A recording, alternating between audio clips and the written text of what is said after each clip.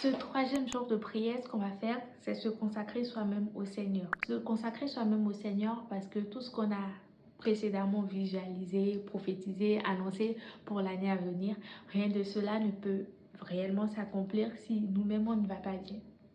Si déjà on n'est pas en vie, si on n'est pas en santé, ainsi de suite.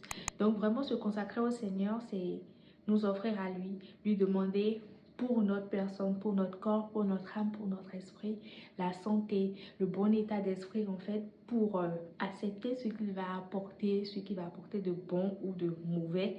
Et aussi la grâce d'une vie de prière qui est toujours ancrée en lui. Il ne faudrait pas qu'on commence l'année avec lui et qu'en cours de chemin, à cause des occupations, à cause de la fatigue, à cause des choses qui pourraient arriver, qu'on le laisse tomber lui. Et enfin, bien sûr, si on étudie, lui demander l'intelligence, la sagesse pour réussir notre année, pour bien travailler, pour être sérieux. Et même si on n'étudie plus, c'est aussi l'occasion de lui demander à nouveau l'intelligence et la sagesse dans le travail. On le dit le psaume.